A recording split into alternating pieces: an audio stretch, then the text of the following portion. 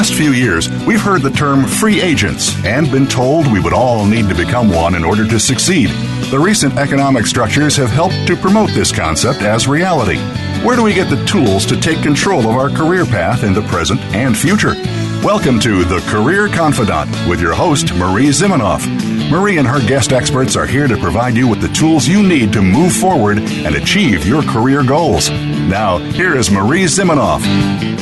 Hello and welcome to the Career Confidant. We're glad that you joined us here today, and you're going to be glad that you joined us here today because we have a guest who has very interesting background, and those of you in leadership or those of you who are in job search are going to love to hear what he has to say. Our guest today is Jason Barron, and he received his MBA from Brigham Young University and now is a creative leader focused on innovation and digital product strategy. He lives in Salt Lake City. He wrote a book called The Visual MBA, and we're going to be talking a little bit about that today. You know, when I think about all the people today who get an MBA and are kind of struggling to differentiate it in the marketplace and figure out how it adds value, this topic is just so timely. So thank you for joining us here today, Jason, to share your information. It's a pleasure, Marie. Thank you for having me on your show. Yes. So tell me a little bit about your background and how you got into going for your MBA in the first place. Yeah, so it all kind of starts back a number of years ago. I was going to Southern Virginia University, getting my undergrad, and I was focused on, it was a liberal arts school. I was focused on information science, multimedia design, and I had this really big interest in 3D animation. But as I went to school, I also gained an interest in web design.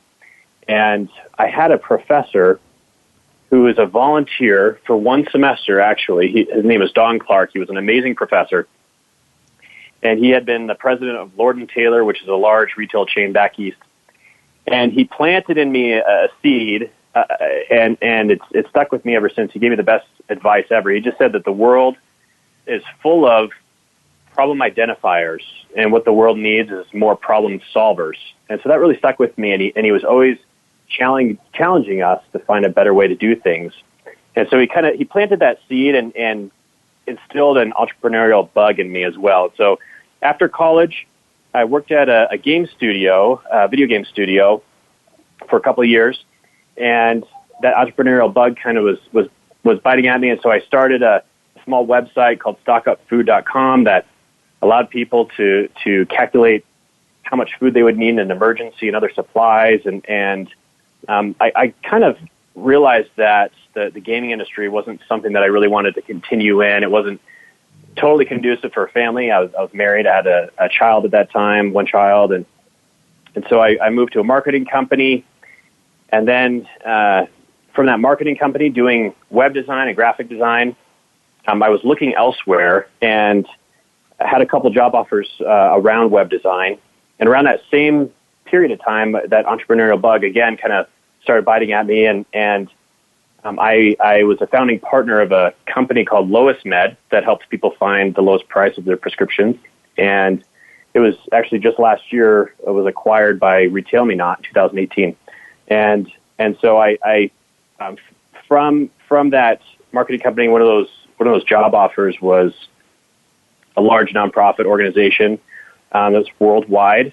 And I started as a designer there, then became a technical program manager. So I was managing some products that had a couple 100,000 users on there, and became a creative manager. So then I was managing these large teams, and we had a number of creative directors and designers and analytics and awareness professionals.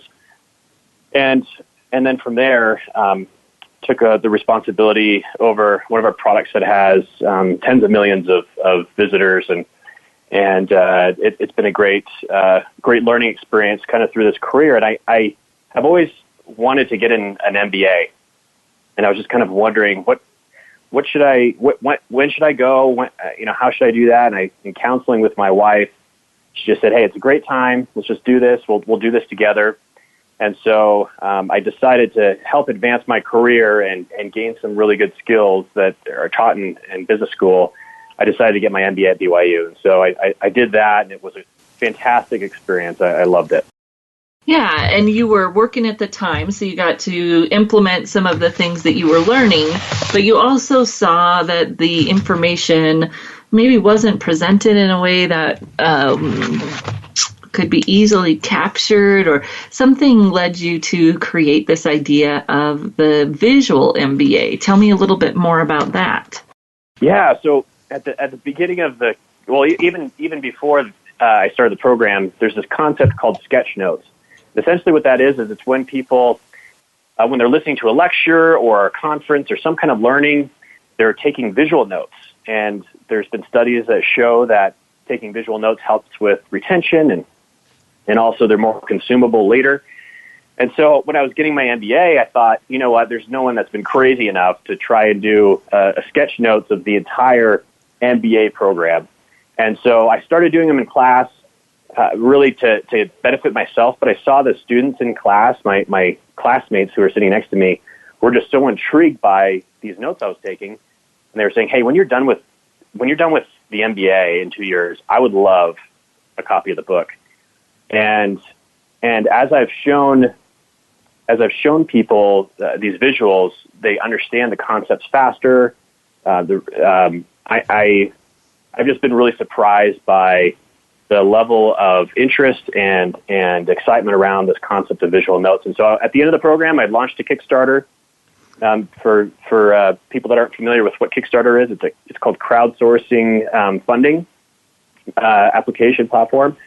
And so I thought, hey, I'll put it out there for, setting a goal for a certain amount. And it ended up within 28 days raising over 1,000% of the goal from over 40 countries around the world. And so there was a lot of interest in people that have gotten the book, have been really excited about it and the concept and the visual nature of it, and feel like it really gives them a really good grasp on these business principles that have seemed kind of mysterious in the past. Interesting. So you were able to put together all your visual sketch notes, and of course people are reading this now. Your book, did it just come out or is it coming out soon? Yeah, matter of fact, it releases on April 16th, which is tomorrow. So the initial book was the Kickstarter, and then this book is being published by Houghton Mifflin Harcourt, which is a large publisher back east. And there's been some enhancements to the book and some new visuals and a new cover. And so it'll be available everywhere tomorrow. Okay. But you came at this with a little bit different lens. I guess people come to an MBA with all different types of lenses, but you brought in some specific background managing technical and creative teams. Tell me a little bit about the insights from that kind of brought a different lens to the MBA than others might have. Yeah, I love managing people, and I've learned that when I manage the technical teams, the approach is slightly different than managing large creative teams. And the commonality that I've seen is that it's all about people, and people have needs and aspirations. And so I learned the importance of, in managing people, just establishing a vision and having clear roles and expectations and providing candid feedback to people. I know everyone appreciates knowing kind of where they're at. And I think an issue that we have today in the workplace is a lot of people aren't being communicated to by their managers or others on how they're doing. And so I think it's a great opportunity to ask for feedback of managers if that's not happening. And as managers, if there are managers listening to this, kind of evaluating and seeing how well we are providing feedback to our people. And I learned in managing those people, it's really the same in that respect. The technical side really needs that rigidity and kind of a schedule and process at times, and more creative teams need a little bit more flexibility into how they accomplish things.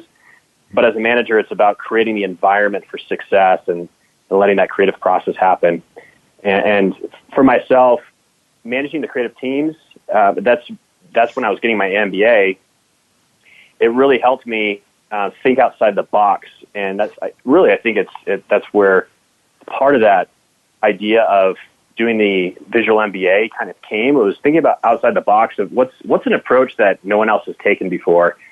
And I think, actually, I have a strong feeling that regardless of people's backgrounds, they can kind of put a creative lens on things and think outside the box and think about different ways of approaching a problem that may not have been obvious to them before, but may have wonderful opportunities. So that's the background of that piece. Well, that kind of comes back around full circle to what you said you learned from that professor around the world needing more problem solvers and not just more problem identifiers.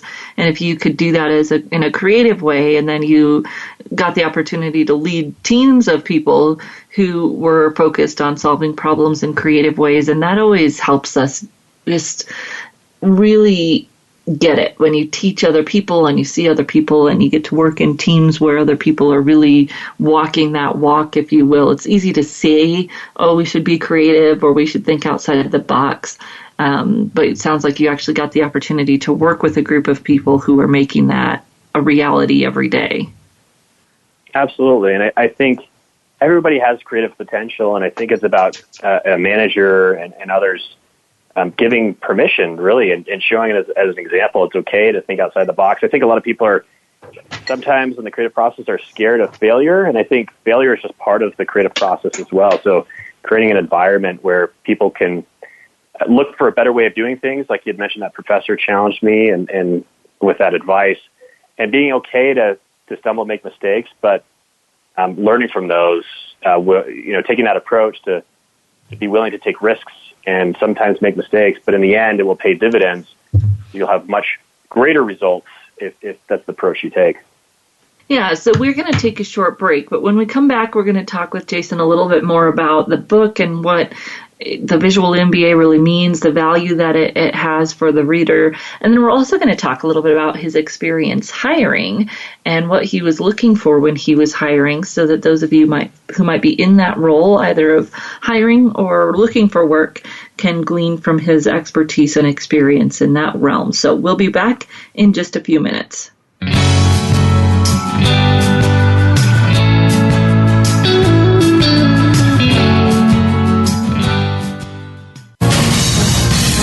Voice America Business Network, the bottom line in business. You know that the career landscape has changed and that you need to be proactive about managing your career. You can have the foresight, skills, and confidence you need to take charge of your career and seize opportunities. A strategic advantage and career expert, Marie Zimenoff has helped thousands of leaders like you get focused, get found, and get hired. Visit getcareersmart.com to find out more. That's getcareersmart.com or call 800-521-2080 to schedule your complimentary consultation. You hear about it all the time. Compromises, destructive malware, major breaches. You can't turn on the news without hearing about the latest cyber event. Learn more about cybersecurity, how it has become one of the most significant threats to our national security, and the battle experts undergo every day on your behalf to protect you, your families, and your data. Task Force 7 Radio with host George Reedus is the voice of cybersecurity around the world. Tune in live every Monday at 8 p.m. Eastern Time, 5 p.m. Pacific on the Voice America Business Channel. Follow us on Twitter at VoiceAmericaTRN. Get the lowdown on guests, new shows, and your favorites. That's VoiceAmericaTRN. From the boardroom to you, Voice America Business Network.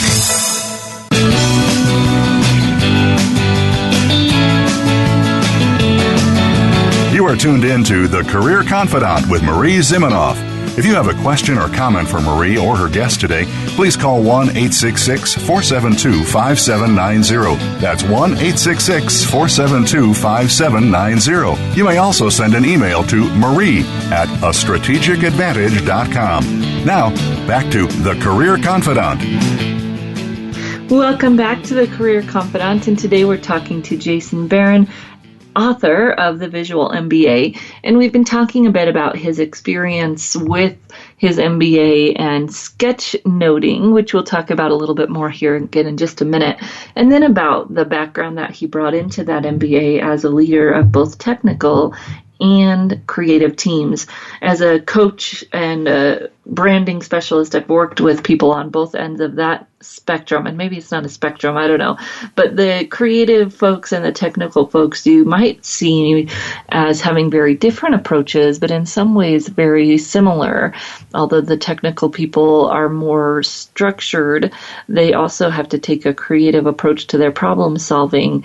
And that, as you said, Jason, was kind of your catalyst for doing something different with your MBA, was having been around this idea of thinking outside of the box, which I always laugh because that's like the least out of the box thing to say. But it's the best way to describe what we're trying to talk about.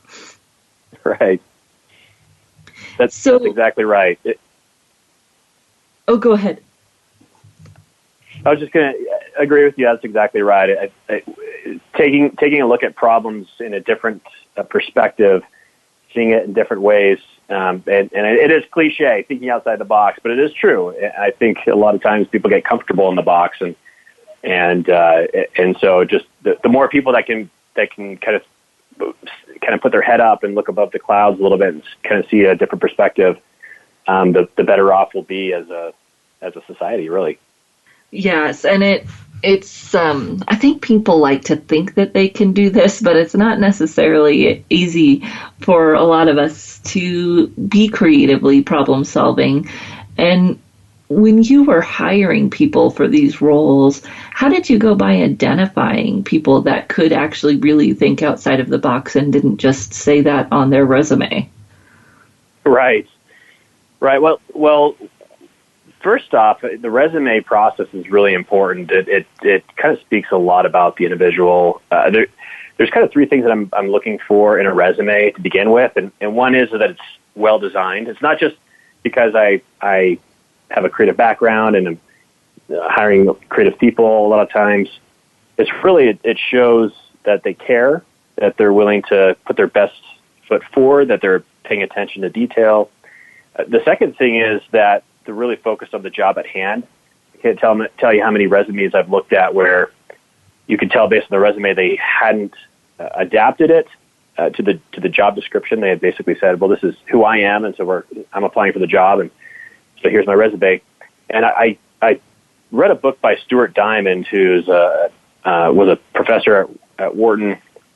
He wrote a book called Getting More, and he talked about at a seminar one time. He talked about how there was an individual he was working with that had a hard time getting a job, and he asked him about his resume, and he said, "Are you changing your resume at all?" And he just said, "No, I'm giving the same resume to all the different companies." He just said, "Well, I'll challenge you to for the next 5 positions that you're applying for, change the resume up to what their needs are, not necessarily who you are, but what are their needs, and how are you going to, based on your experience, help them solve those issues that they're running into." And he said when he did that, he had multiple offers from these companies. And so that's one thing I really look at and would strongly encourage a lot of your listeners to think about as well. And the third thing is just the results, how they achieved creative results in the past, what problems have they solved. And I think in the interview process, asking questions that kind of show a depth of thinking a little bit about, not just your answers that someone would typically respond with, but really looking at it at a deeper level and making sure you're framing the questions in a way that allows them to have some depth instead of yes or no questions or kind of your typical questions. Asking them about how they solved a problem one time. What was the process that you went through to solve this problem that you ran into, or what is one of the largest problems you've ran into, and how did you solve that? I think those type of questions really help understand, when you see how people walk through a problem, their ability to kind of think differently and think outside the box and think about, maybe an approach that most people wouldn't think about. And that's a really good way to look at that and in evaluating potential candidates for a position creatively. Yeah, and so there's that, I think people know that they should target their resumes, but a lot of times they're thinking about it in more of the keyword sense, right? On the very surface. Right. I'm going to target it for the keywords. But what you're saying is to think about the problems that this new employer would need you to solve, and being able to speak directly to problems that you solved that are similar in the past. How can you tell the stories of problems that you've solved in the past that are similar? And I see people struggle with that because they don't know, or they get too caught up in maybe even talking about the problem and not necessarily the solution. Or they get into this very salesy place. Here's your problems and I can solve them. And I don't know, maybe you've never had this, but I have people reach out to me all the time saying, your website looks horrible, let me fix it. And I'm like, that's just not the best sales pitch. Right, exactly. There's an art to telling someone what their problem is. And most people, I feel like, don't understand how to do that. So, it's very interesting to think about targeting at a deeper level, not just that keywords, but to really think about what's this company's needs, what are their problems, and how can I show how I've solved similar problems in the past, because in doing that, we can show the new company how we would solve their problems without having to say, hey, your website looks horrible, let me help you fix it. Exactly. Yeah, it kind of goes back to that initial statement from Don Clark where he said, the world is full of problem identifiers. What the world needs is problem solvers. And people are really good at pointing out issues, but how much different would it be for you, Marie, if someone said, hey, I analyzed your website. Here are the top 3 ideas I would have on possibly improving it. Would love to talk more about it. I think that's a much different approach. And the same thing could be the case in a resume to say, hey, I noticed you had these objectives or these issues that you're running into. Here's how my experience has contributed to similar issues, solving similar issues in the past. And here's some potential ideas that I've been thinking about in preparation for this interview of some things that you might want to consider. So it just shows someone that's taking initiative and thinking about the actual problem, and not in a salesy way, but it shows some depth, like you're saying. Yeah, and one of the other challenges I see people talking about is kind of fear of sharing those ideas, because people are just going to take them and use them. And I just, maybe it's naive, I always feel like it hurts us more when we live in fear than it hurts anyone else. And if you don't share any of your creative ideas because you're so worried that people are going to steal them, ideas are a dime a dozen. Execution is what takes the work. And most of the time when I see people who have great ideas and don't share them, it hurts them more than sharing them would. I don't know if that makes sense, but not to be afraid to share our innovative ideas because of fear. I couldn't agree more. I couldn't agree more. When I was doing the visual MBA in class and I was taking these sketch notes, I would ask for feedback from people, and I would just say, hey, what do you think about something like this? And anyone in the class could have said, ooh, that's a good idea. I'm going to try and take that. But I didn't care. I'm like you had mentioned, most of it's in execution, and so you have to be willing to put yourself out there and be willing to, because if you put yourself out there, you'll actually get the feedback that you need to really make whatever you're working on more successful. And so I couldn't agree with you more that we can't live in fear of people taking ideas or anything like that. We have to just get our ideas out there and get a pulse on what other people have as far as feedback goes and how you can improve. Yeah, and then your edge is going to be your execution, which of course you have now done. Tell us a little bit more about the Visual MBA and what people will get from reading it. Like, what will they be able to do differently when they're done reading your book, or when I don't know, maybe it's not something necessarily that you read from end to end, but you put on your bookshelf as a reference as well. That's exactly right. I'm glad you asked that. It's really, it is a reference guide, and I see it as a reference guide for action. So a lot of times you'll read a book, look at a book and say, oh, that was really great. And, you move on to the next book. I see this as an opportunity for people to read through, gain some knowledge of these different concepts, these business principles, and then apply them that day. Apply them at work the next day. in their families or with their children or whatever it is. There's essentially each chapter is a class, and it's packed with concepts about, coming up with great ideas, how to launch a startup, how to manage financial statements.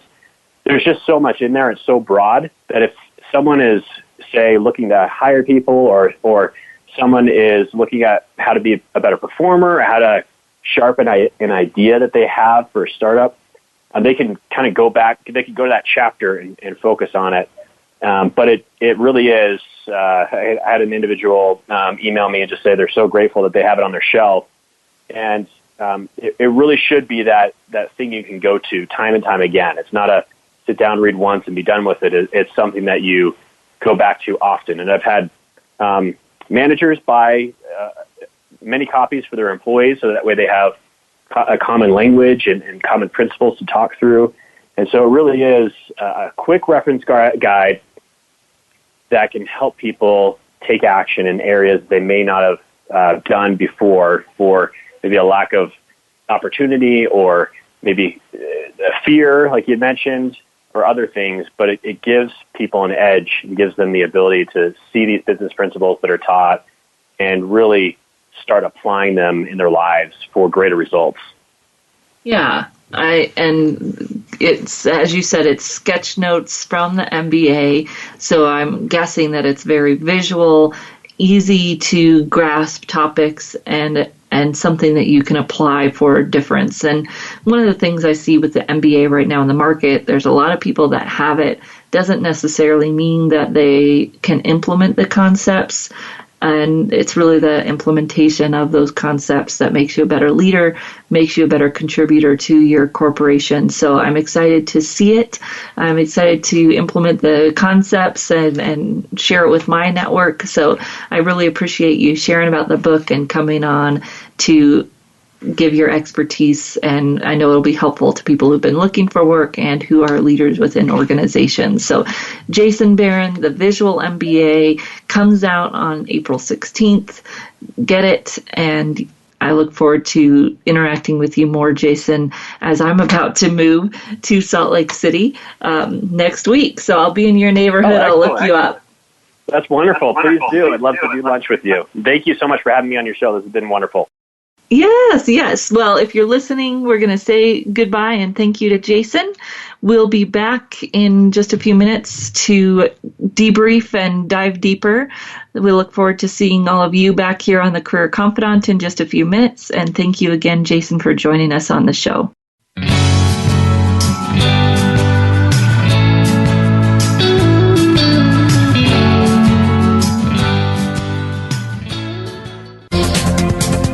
Business community's first choice in Internet Talk Radio, Voice America Business Network. You know that the career landscape has changed and that you need to be proactive about managing your career. You can have the foresight, skills, and confidence you need to take charge of your career and seize opportunities. A strategic advantage and career expert, Marie Zimenoff has helped thousands of leaders like you get focused, get found, and get hired. Visit GetCareerSmart.com to find out more. That's GetCareerSmart.com or call 800-521-2080 to schedule your complimentary consultation. Today we live in a truly global environment. Business can more easily be conducted now in almost any part of the world. How do you, as a business owner or professional, navigate the ever-changing business landscape? Tune in to Leadership Beyond Borders with host Kimberly J. Lewis. With a worldwide resource of guests, you'll find out what opportunities and challenges surround diverse and virtual organizations. Listen live every Tuesday at 3 p.m. U.S. Pacific Time on the Voice America Business Channel. Think you've seen everything there is to see in online television? Let us surprise you. Visit voiceamerica.tv today for sports, health, business, and more on demand 24/7. Voice America Business Network, the bottom line in business.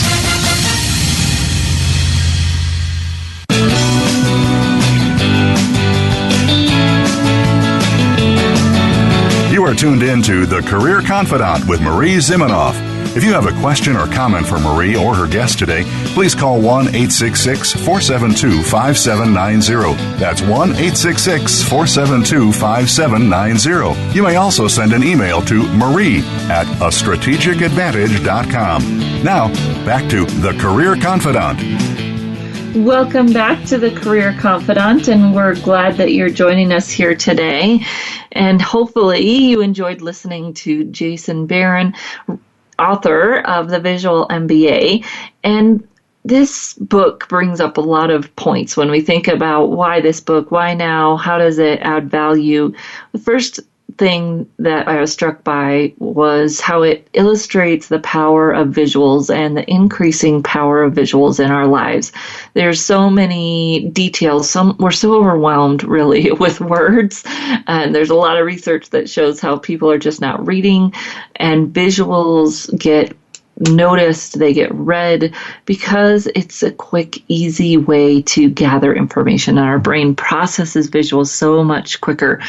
And so when I think about this idea that Jason had to sketch note, and if you've ever seen this, a lot of times you'll see it done in videos where they sketch note the class or whatever it might be, and it's a drawing, right? Real fast drawing.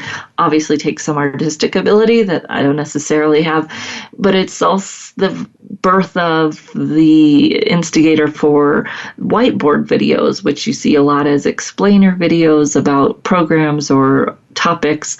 That's very similar to sketchnoting. So the visuals, powerful. We learn from them so much faster, and that's part of why this book is going to be successful as we think about the concepts of an MBA. And when you learn things in a class, you might go through a project, but then you have to go home or go to the real world and work and try to implement what was taught. And wouldn't it be great to have this visual back to refer to? When I think about the power of visuals and the other things Jason was talking about in terms of hiring and helping you stand out with your resume, I see two very polar opposite camps around visuals and resumes. I've got my very traditional, staunch executive resume writers who say, oh, none of my clients want visuals in them. And my guess is that they're missing out a little bit. Then I've got the infographic folks who are making very graphic resumes that may or may not be effective.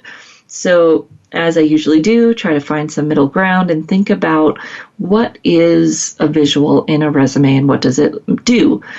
Jason, very good point on the power of targeting your resumes, not just targeting at the very keyword surface level, but also targeting at the level of being able to show a company how you've solved problems that are similar to the problems you know they're experiencing now.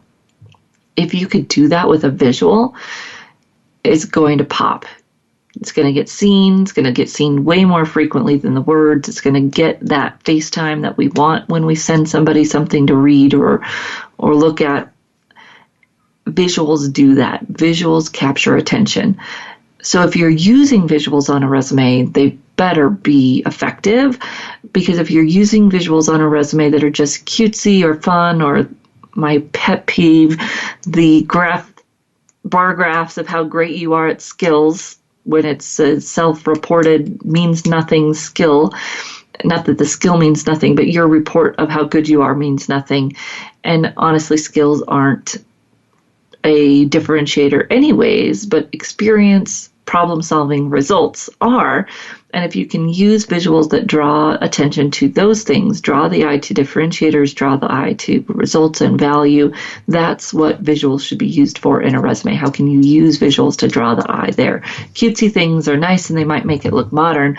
They're not going to strategically help you do what Jason was talking about, which is show how you're an innovator, show how you can, quote unquote, think outside the box. You can't just say that. You have to be able to show that, and best to show that with results. Even better to show that with results that are demonstrated in some kind of visual. Visuals just have so much power, and the idea of this visual MBA is so on right now with what's going on in the market in terms of communication. People want it fast, easy, visual. why Instagram is blowing up, right? So when we think about that point around visuals and visuals being so powerful, you also want to think about other visuals that you can use to help your case. If you're a manager or leader, how can you use visuals more with your teams to motivate them, to explain things, to describe process, indicate movement, motivation, measurement? How can you use those visuals? And a lot of tools are coming on the market to help you do that better. I use SurveyMonkey to do some of the surveys that I do. And of course, they have new resources now where they'll put the results into some visuals for you to aid in this communication. And if you're not a great artist, you don't have to be, because of course there's new systems now that will whiteboard video things for you, or you can pay companies fairly cheaply to create a whiteboard video for you. There's no reason that our lack of artistic ability, speaking from experience, should get in the way of us doing this and making things more visual and, by the way, even more video, so that we can use the power of visual and video to get our points across. The other thing that Jason talked about was managing teams and hiring, and how he was managing teams and saw that they were creative problem solving, and how when he's hiring, of course, he's looking for people who are creative problem solvers. This is a hard thing to show. Everybody wants to say they're innovative. It's one of those buzzwords that right now really doesn't mean much, because I want you to be able to show me that. And if you're a manager, even better if you can show me proof that you've built innovation within a team. And I wrote down Jason's phrase was creating an environment that encourages that creativity, creating an environment that helps people feel like they can fail. How are you doing that as a leader? How are you doing that as a manager? That's going to be a differentiator moving forward as people are looking for more innovation, as people are looking for that edge. It's really around building that environment and creating teams that can be creative, and it's around the execution. So the last thing that Jason, the topic that we got on to, was about this fear of someone stealing my great idea. Great ideas are a dime a dozen. There's so many great ideas. And in fact, at my board retreat just a few weeks ago, we were doing a SWOT for the organization: strengths, weaknesses, opportunities, and threats. And I challenged them that every time they came up with an opportunity, they had to also have a strength, weakness, or threat to go along with it, because it is so easy to think about opportunities, to brainstorm ideas. What's hard is really prioritizing based on how it will add value to your customers, your market, whatever it is. And, of course, executing. And those two things are almost inverse, especially for a lot of creatives. I was reading an article on this the other day, that creatives have a lot of anxiety because they have so many ideas, and that's hard to have all these ideas and not be able to execute them all. And it's also pretty typical.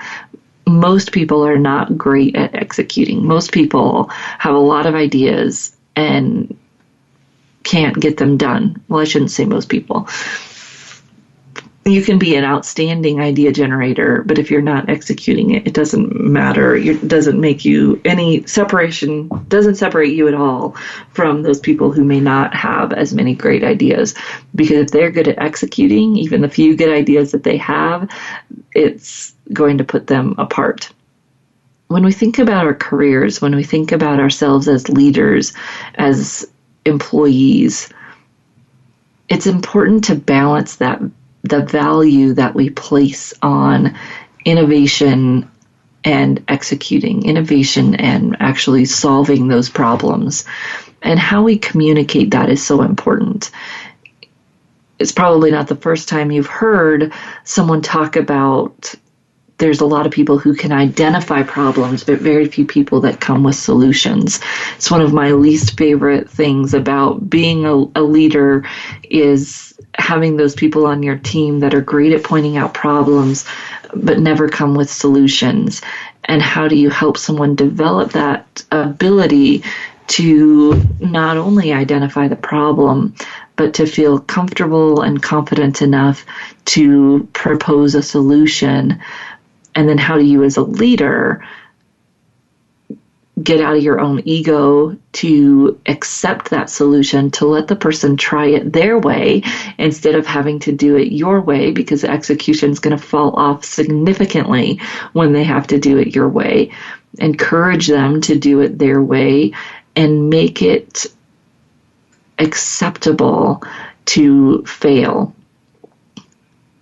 This idea of failure gets in our way so much. Two things. The idea of fear, the fear of someone else taking our idea or someone else doing what we want to do. It prevents us from, as Jason was talking about, getting feedback, making that idea better, making sure it jives with our audience. There are so many things that we get when we aren't afraid to share that idea, maybe even before we're going to execute it. And two, this fear of failure prevents us from taking the risks that we need to take to be successful.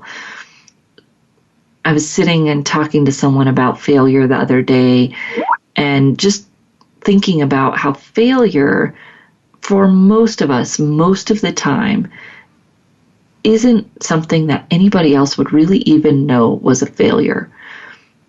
We're not talking about failing so that we lose our job. When we have that thought in our head, usually it's a false narrative. We're talking about failing and maybe we aren't going to look good, or maybe someone's not going to like us as much, or maybe someone's going to find out that we did something quote unquote wrong. What does failure really look like for you? And if you're realistic about it, it probably isn't as bad as you think it is. However, the real failure might be not taking those risks, because then you are destined to be doing the same thing over and over again and expecting different results. We're going to take a short break. When we come back, give you some ideas of how you might use these concepts to take your career to the next level. And of course, give you some places that you can find out more about Jason's book that launches April 16th. We'll be right back in just a few minutes.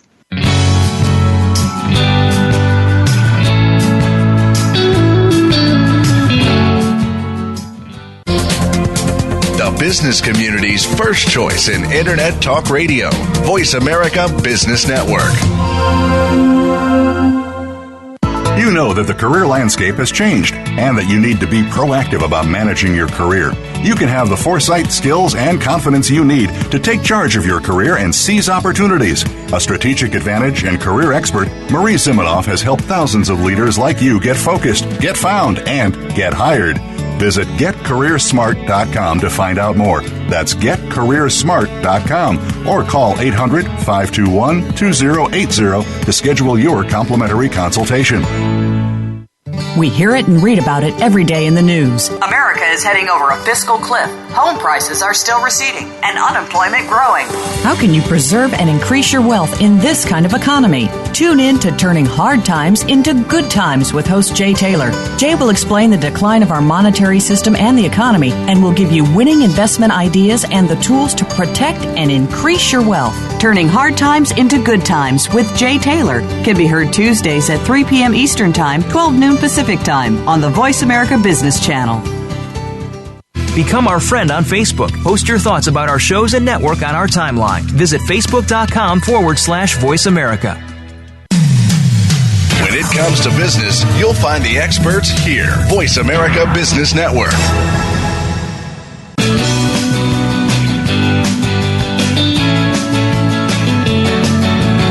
tuned in to The Career Confidant with Marie Zimenoff.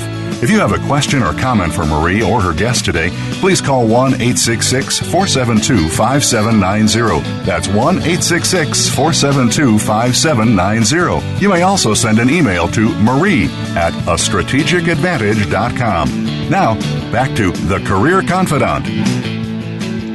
Welcome back to The Career Confidant, and today we were talking with Jason Barron, Barron,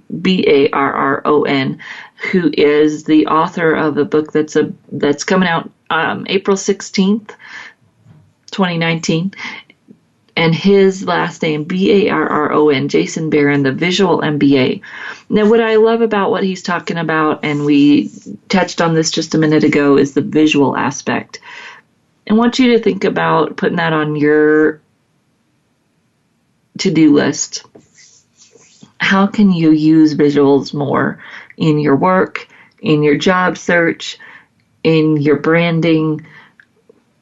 It's easy to poo-poo them and say it's just a fad. There's a lot of brain-based research that says they're powerful. They're powerful for you. How can you use more of them? If you're an entrepreneur, how can you use more of them on your website and your social media? If you're a job seeker, how can you use more of them and in your resume appropriately, and perhaps even on your personal website, your LinkedIn profile, your other social media? There's a lot of power there. And if you're a leader, how are you using visuals to engage and communicate to your team? One of the new things that people have started doing is visual voicemails, which doesn't mean it's transcribing it into text, which I love, but video voicemails and or even audio voicemails. And people love that because they can read it if they're driving, they can listen to it. And know how your audience wants to be communicated with, but listen to what they're not saying in addition to what they are saying. So they might say, oh, I don't like video. Well, why, and what does that really mean? Well, it might mean that they don't like to listen to video because they're always working, they're on their computer. So how do you adapt to meet that need? Or how do you appeal to both types of people in your audience? But more visuals. How do you do that? How do you use visuals to learn? How do you use visuals to teach? Because they are very effective in doing those things. Then to think about how you communicate your problems solving, and really think and listen to yourself when you communicate a problem. Are you just identifying the problem, or are you also co-creating solutions, offering solutions to people that you are not just that person who's always identifying that problem? It's frustrating for the people that we work with if we get into that habit. I think we all do it at some point, whether it's that we're in a pessimistic phase, or we're struggling, or just not feeling creative at the moment, or don't feel like we have the resources to offer those solutions. To really notice how you bring up those problems, how you offer those solutions, and how you can connect in different ways when you're communicating, especially in our job search and our job communications, to be offering solutions, creatively communicating problems that we see employers might have, making sure we've done the research before we point out those problems, and that we communicate them in a way that offers those solutions. And Jason did that very eloquently here on the call. So you can go back and listen to that at some point. He reframed my bad example of people contacting someone and saying, hey, your website looks horrible. Can I fix it for you? How you communicate that matters. The last is this idea around innovation and risk. If you're a leader and you don't feel like your team is being innovative, it may be because they don't have the culture of failure being okay, of questioning being okay, of people having conflict, good, healthy conflict, needs to be there for you to have innovation on your team. If you're an individual and you feel stuck or stymied, how can you take little risks, step out, do something different than you've done it before to get that innovation churning, to think about how you can take it to the next level for yourself, for those that you work with, and in those communications.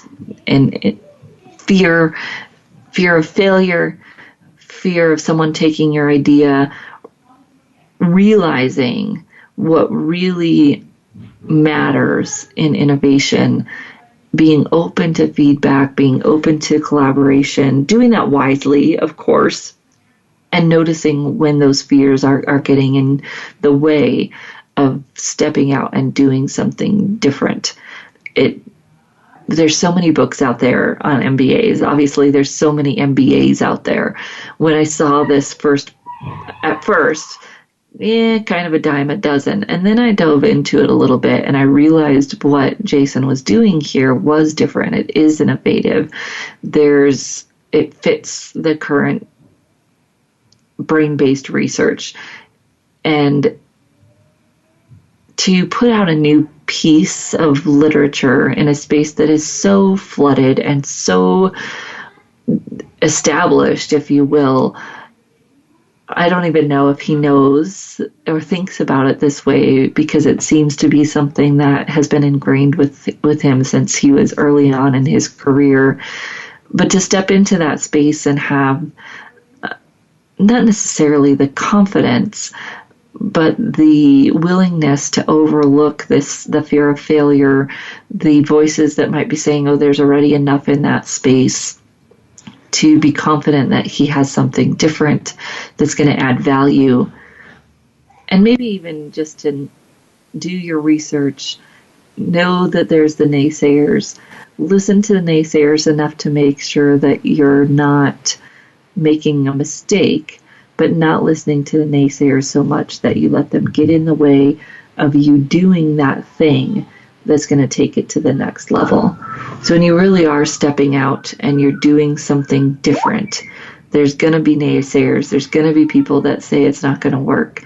And you have to be able to parse apart, are those real things that I should be concerned about, or is that just noise that I have to block out as I go on my quest to be innovative and to do something different?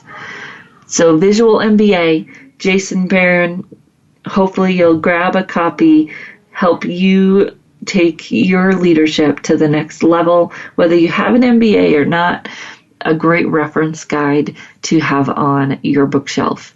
If there's a topic that you'd like us to cover or a speaker that you think should be on the show, we're always welcome, always listening, always open to your ideas. Feel free to email them to me at Marie, Marie, at careerthoughtleaders.com. And we'll be joining you right back here again next week on the Career Confidant with another guest to talk about another tool and resource that you need to take your career to the next level. We'll be here again next week and look forward to seeing you on the Career Confidant.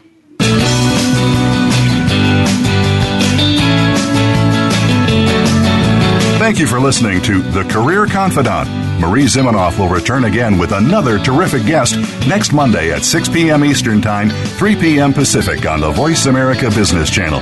Be sure to join us then.